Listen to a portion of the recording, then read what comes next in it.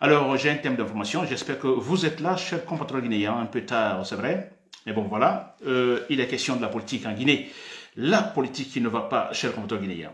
N'est-ce pas? Faites-moi une bonne politique, je vous ferai une bonne économie. Ce n'est pas moi qui le dis, mais c'est un principe souvent employé, disons, par les politologues. N'est-ce pas? Faites-moi une bonne politique, je vous ferai une bonne économie. Et en Guinée actuellement, écoutez, depuis toujours d'ailleurs, on n'a pas la bonne politique et on n'est pas sur le chemin pour faire une très bonne politique, n'est-ce pas? Et ce qui fait qu'il y aura toujours de la pagaille, une mauvaise économie, le développement éloigné de nos chers compatriotes guinéens, n'est-ce pas? J'ai ce thème d'information ce soir. Alors, je parle, il y a deux éléments dans ce thème. Je parle de Mamadi Doumbouya, une promesse non tenue de Mamadi Doumbouya qui aura des conséquences graves. Donc, je le dirai tout à l'heure, cette promesse. Et en deuxième position, c'est de l'actualité aussi dans l'UFDG. Je m'adresse à Joaquim Bamba Milimono, ce traître, l'inintelligent, Joaquim Bamba Milimono. Est-ce qu'il peut se regarder un peu dans le miroir, n'est-ce pas? J'ai une vidéo, un discours de lui. Je vais faire passer quelques analyses là-dessus. J'espère que Joaquim Bamba me suit, que cela pourra avoir, disons, quelques effets sur lui pour qu'il puisse se retrouver un peu, revoir et comment, et finalement, il pourra utiliser ses neurones ou son cerveau, n'est-ce pas? Parce que là, il n'est pas en train d'utiliser son cerveau ni ses neurones, et ce qui est grave pour un être humain, n'est-ce pas?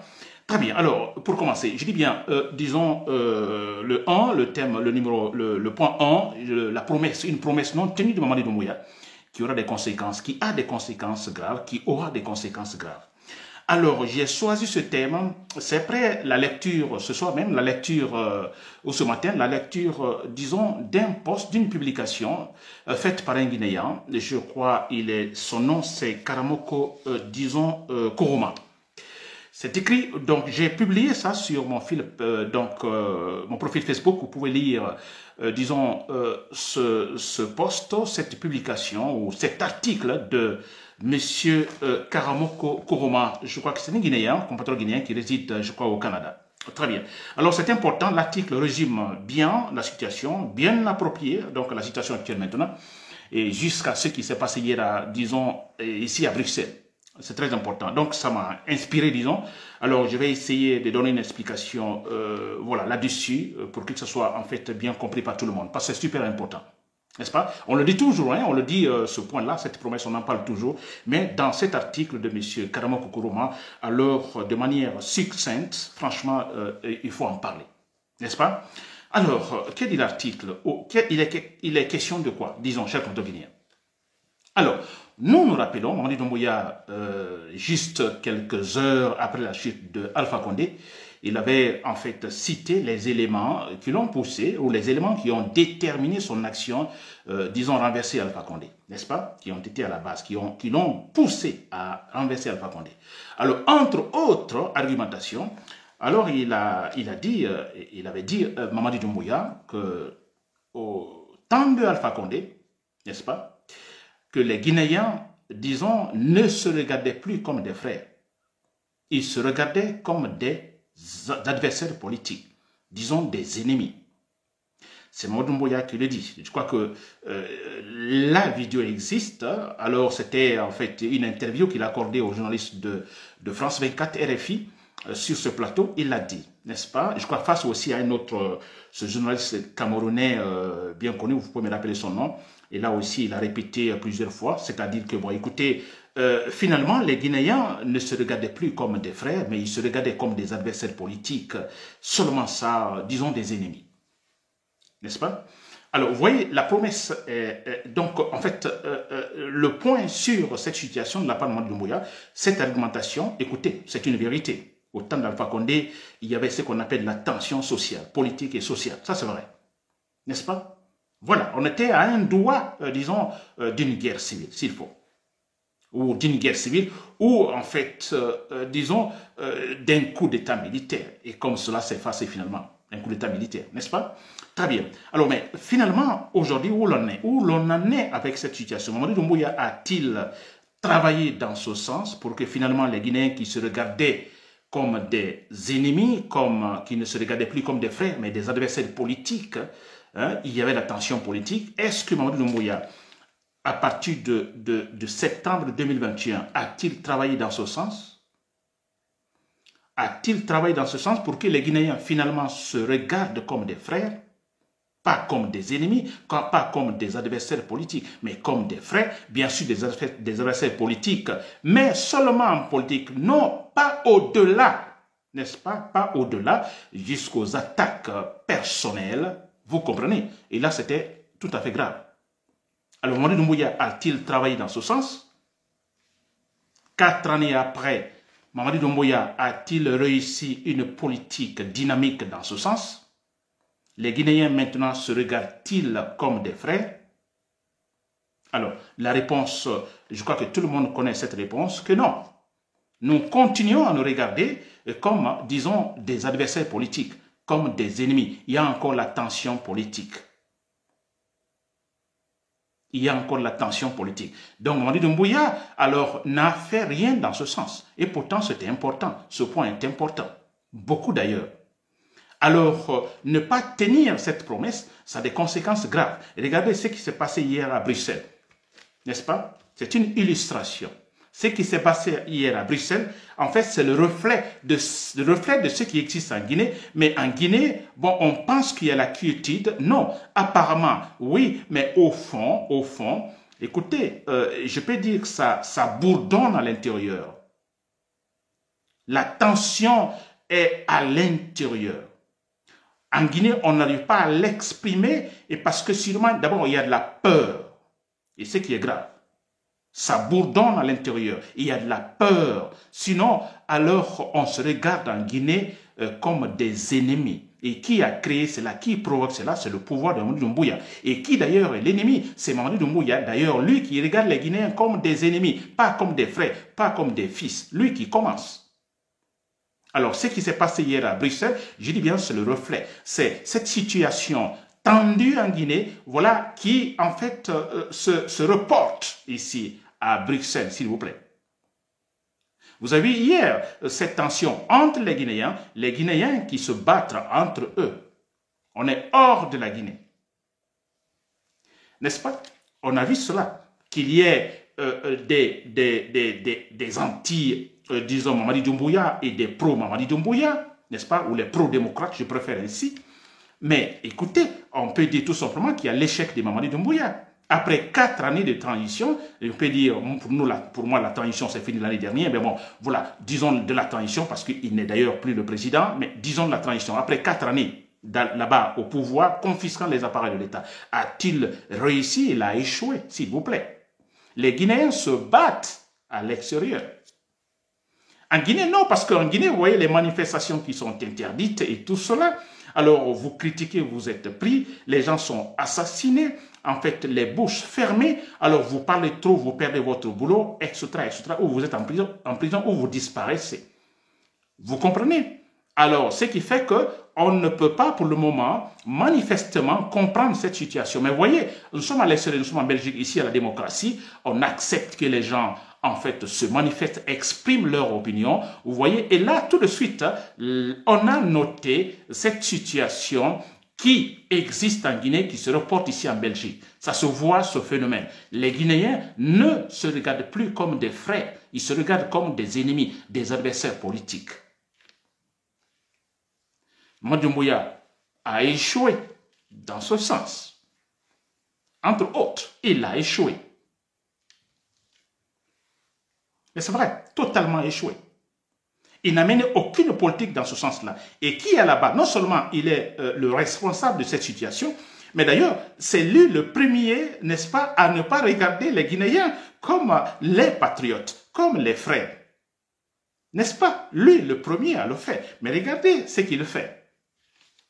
Alors d'abord, s'il refuse de respecter son engagement, ça c'est un, parce que là, en respectant son engagement, vous vous faites respecter, n'est-ce pas? Alors, il ne se fait pas respecter. Donc, le premier a créé, disons, de la pagaille, en fait. Et imaginez, il refuse que les gens manifestent. N'est-ce pas? Alors, ça crée quoi? Mais ça crée ce qu'on appelle ici de la frustration. C'est vrai. On a les partis politiques qui sont là, d'ailleurs, qui ne peuvent plus s'exprimer. Ça crée ce qu'on appelle ici de la frustration. De la frustration parce que, il dit, les manifestations sont interdites, vous comprenez? Alors, c'est un communiqué officiel, n'est-ce pas, qui sort de la présidence, qui annonce cela. Personne ne doit manifester, pas d'attroupement, pas de soutien d'ici ou de là. Absolument rien. Mais ce que nous remarquons, lui, Mamadi Doumbouya, lui aussi, il peut manifester. Lui, il peut créer des comités de soutien, des mouvements de soutien. Ils font des marches, ils font des manifestations. N'est-ce pas, source de frustration? Alors, ça crée de la frustration, ça nous jette dans ce qu'on appelle, j'appelle toujours cette situation, disons, de la politique de l'émotion. Mais c'est vrai, ça aggrave même cela. Ceux qui ne voudraient pas entrer dans cette politique de l'émotion, finalement, ils sont obligés d'y être parce que voilà ce que Mamadi Doumbouya a fait. Lui seul peut manifester, interdisant aux autres citoyens de manifester. N'est-ce pas? Et quand il y a la frustration, et quand il y a une telle situation, on ne va plus regarder les autres comme des frères. Ce sont nos ennemis. N'est-ce pas? Ce sont des adversaires politiques. Qui a créé cela? C'est Mamadi Doumbouya, s'il vous plaît. C'est lui qui crée cela. Donc, le premier a détesté à ne pas regarder ses autres Guinéens comme des frères. Pourtant, il a dit ça. Il a dit, après avoir renversé Alpha Condé, dans son argumentation, les Guinéens, au temps d'Alpha Condé, il y avait la tension sociale et la tension politique. Les Guinéens ne se regardaient plus comme des frères, mais comme des adversaires politiques, des ennemis, s'il vous plaît. Le monsieur est en train, en fait, de jeter de l'huile sur le feu. C'est lui qui crée des tensions, s'il vous plaît. Il partage de l'argent par-ci, par-là, des maisons, de la voiture par-ci, par-là, pour qu'on le soutienne. Et s'il est question de le soutenir, parce qu'il y a une promesse, un engagement de sa part, que lui ne sera pas candidat, ni lui, ni aucun membre, en fait, disons, de la transition ne sera candidat. Il est en train de donner l'argent, de distribuer des voitures par-ci, par-là, pour qu'on le soutienne, pour qu'on, lui, il pense, pour qu'on oublie, en fait, cette promesse de sa part, c'est-à-dire qu'il ne sera pas candidat, qu'il va être fidèle à ce qu'on appelle, disons, à cette qu'on appelle à la charte de la transition. Vous voyez, donc il pousse donc à la division. Son action pousse à la division, mais c'est extraordinaire, s'il vous plaît. C'est extraordinaire. Il divise les Guinéens. Mais regardez ici à Bruxelles, franchement, c'est toute une division.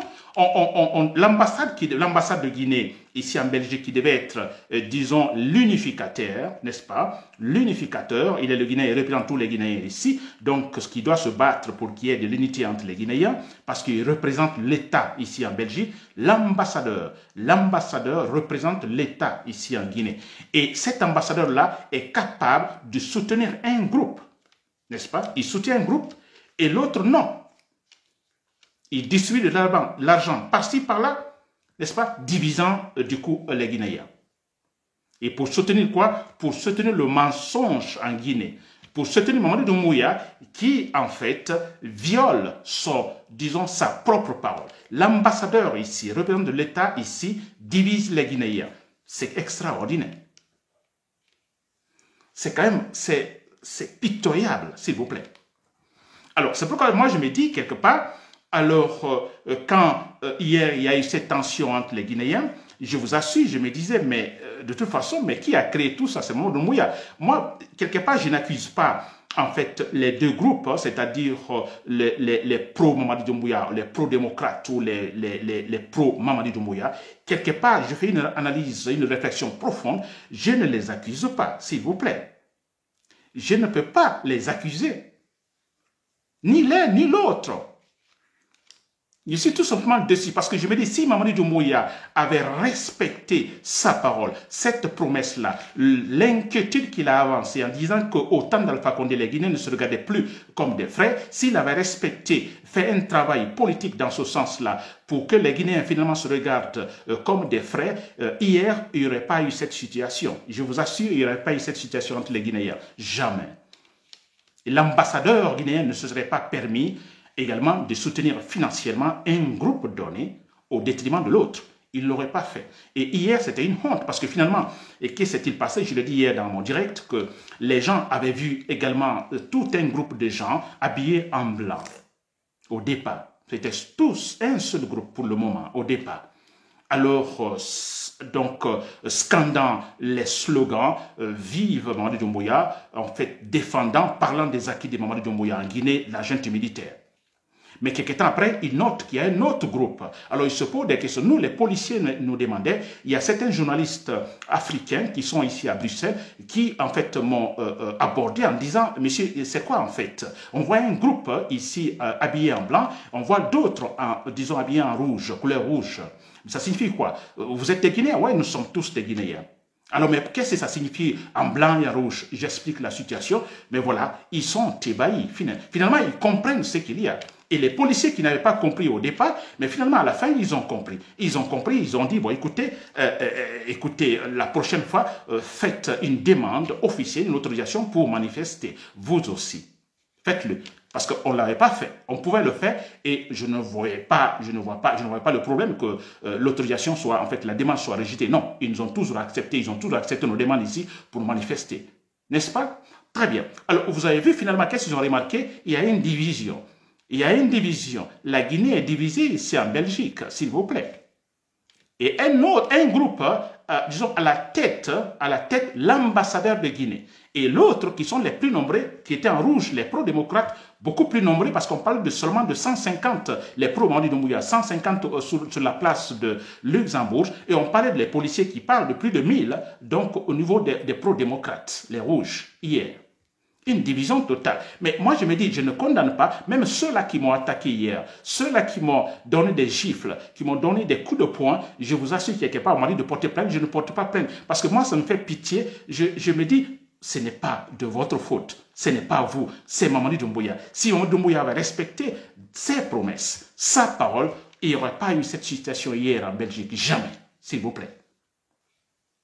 Vous voyez ça? Donc, c'est ce que je dis, les conséquences sont graves si Mamadi Doumbouya ne respecte pas. Parce que ici en Belgique, bon, la Guinée, on n'est pas nombreux ici, mais c'est au pays où il y a un problème. C'est là-bas, ça bourdonne dans le ventre, dans le cœur. N'est-ce pas? Ça, en fait, il y a l'énervement. Mais il y a l'énervement, on a envie de s'éclater. On ne peut pas le faire parce qu'il y a la peur. Et quand il y a la peur qui doit discipliner, on n'appelle pas ça de la discipline. On dira, oh, en Guinée, il y a, disons, de la tranquillité. Oh, il y a ce qu'on appelle, disons, la stabilité. Ce n'est pas de la stabilité, ce n'est pas l'éducation. On a peur, comme Lansana Conté le disait, et quand il venait de renverser donc, le pouvoir révolutionnaire après la mort de Sékou Touré, les journalistes de RFI lui ont posé la question, Monsieur le Président Lansana Conté, mais vous venez de faire un coup d'état militaire. Pourquoi ne l'aviez-vous pas fait pendant le vivant de Sékou Touré? Et parce que vous venez de démontrer, tout de suite, vous prenez le pouvoir et tout de suite, vous faites un changement, disons, un grand changement politique. Radicalement, c'est-à-dire total radical, c'est-à-dire du socialisme, de la révolution, du populisme à la démocratie, au libéralisme politique, au libéralisme économique.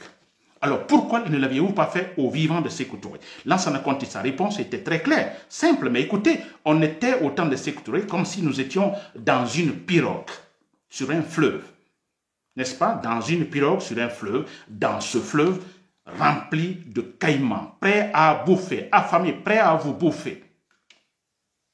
Alors, qu'il fallait-il faire? Une pirogue remplie de gens, ils sont dans la pirogue remplie. Donc, un petit mouvement, ça chavire, et puis voilà, à la merci des caïmans, qui sont là, affamés, les bouches ouvertes. Lansana Conté dit, alors, dans ce contexte, qu'il fallait-il faire? C'est de garder le silence, personne ne doit bouger, pas de mouvement, même parler. Parce qu'il ne faut pas que la pirogue, disons, fasse un petit mouvement, sinon tout de suite, ça chavire. La peur aidant, il y avait la discipline. Mais là, ça n'a pas dit cette discipline-là dans la pirogue, c'est-à-dire le fait que tout le monde est resté calme, totalement calme dans la pirogue, est-ce de la discipline? Est-ce la bonne éducation, ce calme-là? Non, c'est la peur de ne pas tomber dans la bouche des caïmans, c'est tout. Et c'était comme ça, et c'est ce qui se passe actuellement en Guinée. En Guinée, ça bourdonne. En Guinée, on parlera de la quiétude, on parlera les gens sont calmes. Non, on dira, certains sont en train même de supporter Mamadi Doumbouya parce qu'ils reçoivent de l'argent, des voitures, tout ça. Oui, mais écoutez, la tension est là, et parce qu'on a peur. Les gens ont peur. Et la peur, ça ne va pas continuer toujours ainsi. Mamadi Doumbouya, ça ne va pas toujours continuer ainsi. Hier à Bruxelles, on a fait une démonstration. C'est une démonstration, les Guinéens qui s'entre-déchirent. Et ça, c'est vers la guerre civile. Ça va bourdonner en Guinée. Ça va arriver à Mamadi Doumbouya et ça sera trop tard pour vous, chers compatriotes guinéens. Je finis sur ce point-là. J'espère que vous m'avez suivi. Donc, vous, les gouvernés, n'est-ce pas, Mamadi Doumbouya et tout le groupe, j'espère que vous m'avez compris.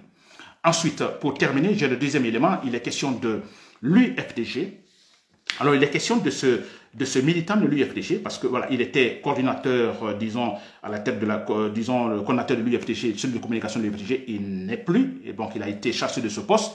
Il est question de Joaquim Bamba Milimono, n'est-ce pas? Alors, Joaquim Bamba Milimono, vous le savez depuis un moment donné, alors il tente, à sa manière, de créer une sorte de trouble, disons, dans l'UFDG, n'est-ce pas? Alors, il pense, voilà, de façon ramassée, il pense que dans l'UFDG, alors, il y a une crise, il pense que la solution à cette crise, c'est-à-dire ce Soudan Diallo, doit, en fait, dégager, n'est-ce pas, être simple président d'honneur et qu'il faut le retour de, comment on appelle ça, Ousmane Garal Diallo. Il parle aussi de la création d'un comité ad hoc, n'est-ce pas, un comité provisoire pour gérer la crise, n'est-ce pas? C'est Joaquim Bamba Milimono qui le dit. Alors, il se montre ici comme un sage. Je l'ai toujours qualifié d'individu, d'un traître. Il n'est pas intelligent. Il n'est pas intelligent. On va écouter ses discours. Un discours, c'est là-bas, un discours qu'il a tenu antérieurement. Alors, voilà, il y a quelques mois ou quelques années. Alors, dirigé contre Mamadi Doumbouya. Alors, nous écoutons ce discours et nous essayons de faire une comparaison disons, des discours qu'il tient maintenant, s'il vous plaît. Pour voir combien de fois l'individu est irrationnel, n'est-ce pas? L'individu, je ne sais pas s'il est plus valeureux qu'un animal dans la jungle, je ne crois pas. Parce que l'être humain, c'est la réflexion, c'est l'intelligence aussi. On va écouter ce qu'il dit ici, s'il vous plaît.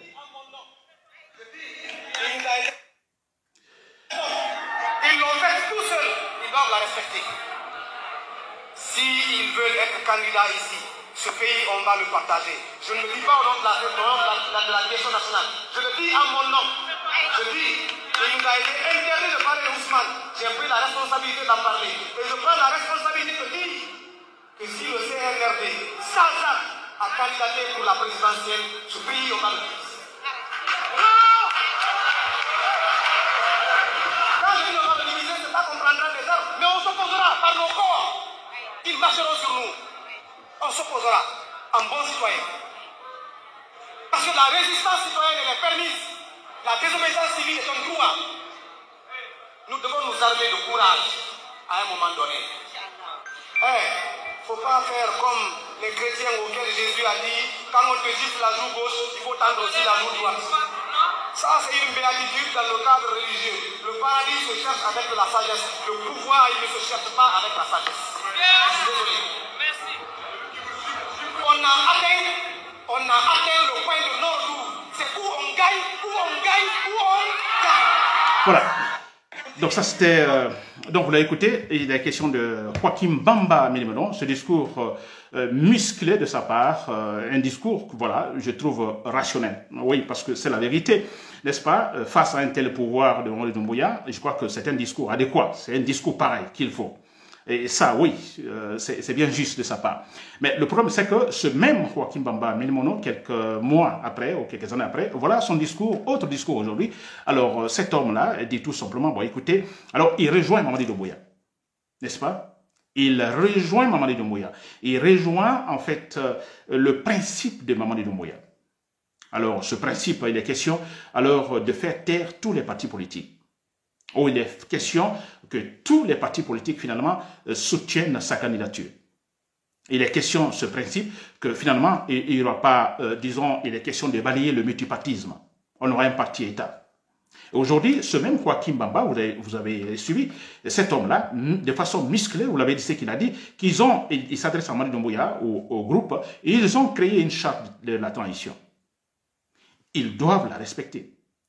Ils l'ont élaborée sans consulter les Guinéens. Ils n'ont consulté personne, ils l'ont élaborée. Alors, Joachim dit, alors ils doivent la respecter. Que parler de la candidature de Mamadi Doumbouya, il ne faut même pas toucher. Il ne peut pas être candidat. Et il dit le pouvoir, ce n'est pas, disons, la sagesse. Non, il dit le pouvoir, ce n'est pas par la sagesse. N'est-ce pas? Le pouvoir aussi, écoutez, c'est par la force. C'est Joachim Bamba qui le dit. Et aujourd'hui, nous l'attendons dire que dans l'UFDG, il faut changer la politique. Il faut changer la manière de gérer. N'est-ce pas? Alors, dans l'UFDG, il est question que, bon, pour que le parti ne disparaisse pas, que ce Dan Diallo, effectivement, disons, s'écarte, tout simplement. N'est-ce pas? Que sinon, le parti va disparaître. Et l'autre côté, on a ce même Joachim Bamba Milimono qui est, en fait, l'allié de Ousmane Gawal Diallo. Parce qu'ils sont tous entraînés, vous voyez, où, en fait, leur action est gérée par Ousmane Gawal Diallo. Et on a Ousmane Gawal Diallo qui a son idée, c'est quoi? Alors, il veut la tête de l'UFDG, il veut la présidente de l'UFDG, n'est-ce pas? Il ne sera pas candidat, mais il dit, mon candidat, c'est Mamadi Doumbouya. Donc, automatiquement, logiquement, on n'a pas besoin donc de réfléchir beaucoup là-dessus. Ça signifie que l'UFDG va tout simplement soutenir Mamadi Doumbouya. N'est-ce pas? L'UFDG n'aura pas, le plus grand parti du pays n'aura pas un candidat. Imaginons que dans quelques mois, il y a des élections et que Ousmane Gawal Diallo est à la tête de l'UFDG. Ça signifie que UFDG participera donc à cette élection ou ne participera pas à cette élection parce qu'il n'aura pas de candidat. Son candidat, c'est Mamadi Doumbouya. Joachim Bamba est avec Ousmane Gawal Diallo, s'il vous plaît. Et je disais hier, en temps de guerre, voilà son discours là que nous venons d'écouter, qui vaut la peine, ce discours-là. C'est de tels discours qu'il faut tenir maintenant. Joachim Bamba Milimono, pendant que le parti est en situation de guerre. Alors, je parle de situation de guerre parce qu'il y a un ennemi extérieur qui attaque le parti. Alors, de tels discours, Joachim Bamba, que vous aviez donné il y a quelques années, que vous devez donner maintenant des discours pareils. En disant à Mamadi Doumbouya, vous avez rédacté votre charte de la transition, vous la respectez. Vous l'avez rédigée sans consulter les Guinéens, vous la respectez. Si vous ne la respectez pas, écoutez, on divise la Guinée. Parce qu'il a dit, on partage la Guinée. Joachim Bamba, c'est maintenant, il faut dire. Arrêtez vos conneries par-ci, par-là, que c'est dans le dialogue est ceci ou cela, que dans le parti il y a ceci et cela. Quand je dis ceci, on dit que je traite, ce n'est pas ça. Le parti est en temps de guerre, situation de guerre. C'est des discours pareils qu'il faut tenir, monsieur Joachim Bamba Milimono. N'est-ce pas? En fait, le même principe ou le même rappel à monsieur Baldé, c'est le Baldé. Vous voyez, vous avez écouté franchement ce discours-là. Si vous avez écouté, alors vous comparez à ce que cet homme est en train de dire maintenant, sa position actuelle, c'est-à-dire la disparition de l'UFDG, donc au profit de Mamadi Doumbouya. Et ce Mamadi Doumbouya à qui il disait, vous respectez la charte de la transition ou nous partageons la Guinée. Ou nous prenons le pouvoir, pas par la sagesse, mais par la force. Alors aujourd'hui, si avec ce changement, c'est ce qu'il disait, faut-il écouter ce guignol? Est-ce qu'il est normal? Il n'est pas normal. Il ne réfléchit pas. Alors moi, je le compare tout simplement à un animal dans la jungle, s'il vous plaît, très clairement. Voilà, chers commettants guinéens, j'espère que vous m'avez suivi. Les chers patriotes dans l'armée, je vais toujours m'adresser à vous. J'espère que vous m'avez compris. Et je le disais l'autre fois que être rationnel, écoutez, c'est bien possible que maintenant certains sont dans le box, n'est-ce pas? Dans, disons, vous suivez l'idée de Mamadi Doumbouya, n'est-ce pas? Peut-être bêtement. Mais je suis sûr à 100%, chers patrons de l'armée, vous êtes patriote, vous êtes rationnel, peut-être patriote pour le moment, n'est-ce pas? Ou peut-être même pas patriote, vous suivez bêtement Mamadi Doumbouya, mais je suis sûr qu'à un moment donné, il arrivera où vous vous posez des questions. Est-ce qu'on n'exagère pas? Est-ce que Mamadi Doumbouya n'exagère pas? Vous posez cette question. Et quand vous vous posez cette question, là, je dis bien là, commencera le début du comportement rationnel. Donc du patriotisme aussi, chers commettants guinéens. C'était Nabil et Camara depuis Bruxelles. Merci pour l'écoute. Bonne soirée, bonne nuit.